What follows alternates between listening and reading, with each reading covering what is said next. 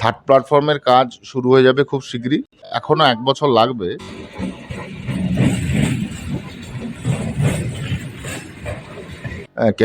নতুন কেবিন ঘর তৈরি হবে। বণিকপাড়া কাজটা শুরু হবে।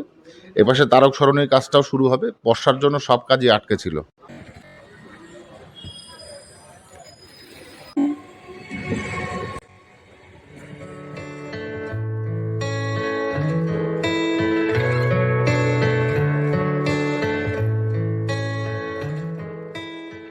নমস্কার, ডিবি নিউজে আপনাদের স্বাগত। এই মুহূর্তে দাঁড়িয়ে রয়েছি ঠাকুরনগর প্ল্যাটফর্মের উত্তর দিকে নির্মীয়মান ৩ নম্বর প্ল্যাটফর্ম যেটা হতে চলেছে সেখানটায়। আজ থেকে ১৩ মাস আগে এই প্ল্যাটফর্মের ভিত্তিপ্রস্তর স্থাপন করেছিলেন বনগাঁ সাংসদ তথা কেন্দ্রীয় মন্ত্রী শান্তনু ঠাকুর। আমরা আজ আপনাদের দেখাবো ১৩ মাসে কতটা অগ্রগতি হয়েছে এই ৩ নম্বর প্ল্যাটফর্মের। এদিকে যত দূর যায় প্ল্যাটফর্মের কিছুটা তৈরি হয়ে আছে। আমি চিত্রগ্রাহককে একইভাবে বলবো এখান থেকে একটু ঘুরিয়ে ঠাকুরনগর স্টেশনের দিকটা একটু দেখাতে। যদিও এখান থেকে স্টেশনটা দেখা যাচ্ছে না। দীর্ঘ অন্তত আনুমানিক ১.৫ থেকে ২০০ মিটার তো লম্বা হবেই যে প্ল্যাটফর্ম তৈরি হতে চলেছে।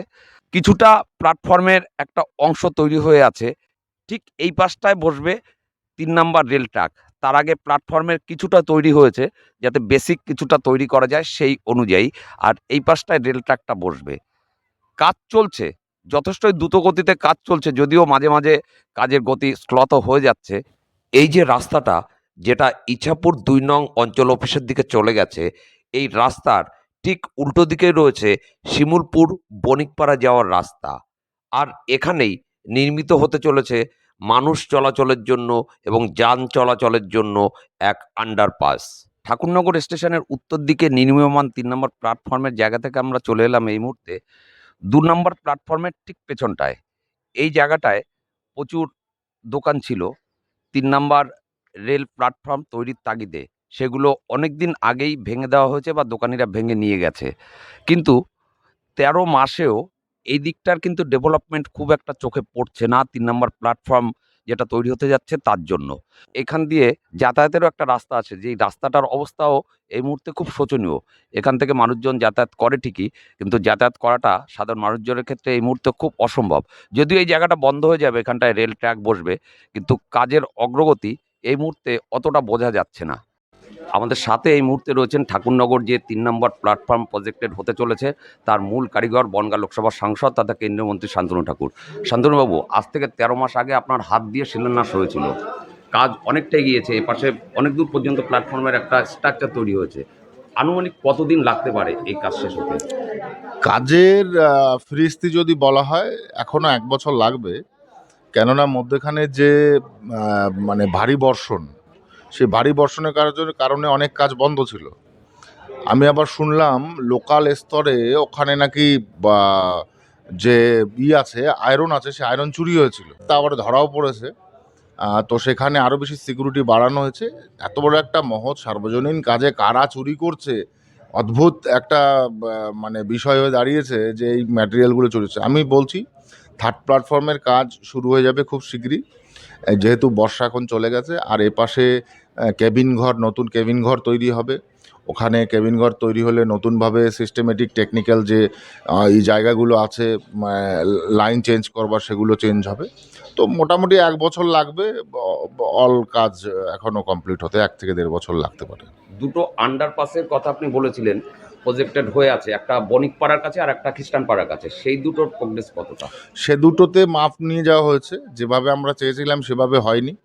কেননা ওখানে জমি ছাড়ার কথা ছিল, কিছু যারা স্থানীয় বাসিন্দা তারা ওতে আমাদের সঙ্গে কোঅপারেট করেনি, যে কারণে সাবওয়েটা টেকনিক্যালি ইউ আকৃতি করে নেওয়া হচ্ছে। গিয়ে ইউর মতো হবে, তারপরে ওখানে গিয়ে আবার মেন রোডে উঠবে।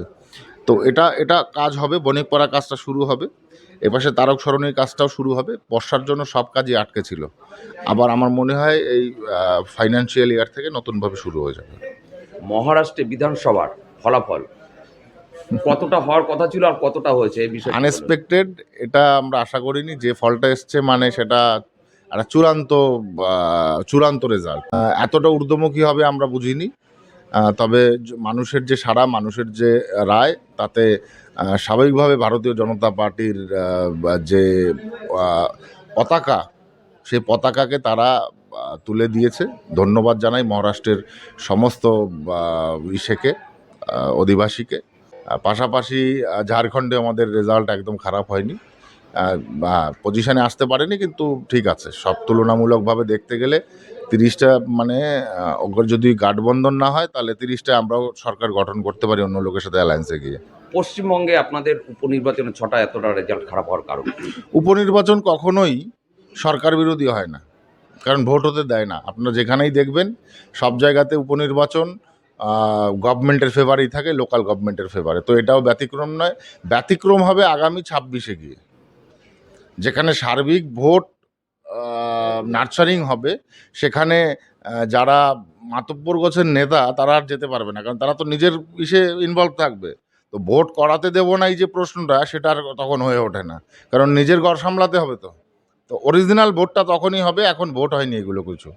অনেক ধন্যবাদ শান্তনু বাবুকে। সংসদের শীতকালীন অধিবেশন শুরু হবে 26শে নভেম্বর। তার আগে শান্তনুবাবু যথেষ্ট ব্যস্ত, তার মধ্যেও সময় করে ডিবি নিউজকে সময় দেওয়ার জন্য আমরা কৃতজ্ঞতা জানাই শান্তনু ঠাকুরকে। ক্যামেরায় সত্যব্রত ওয়ালার সাথে দীপঙ্কর বিশ্বাস, ডিবি নিউজ, ঠাকুরনগর, ঠাকুরবাড়ি।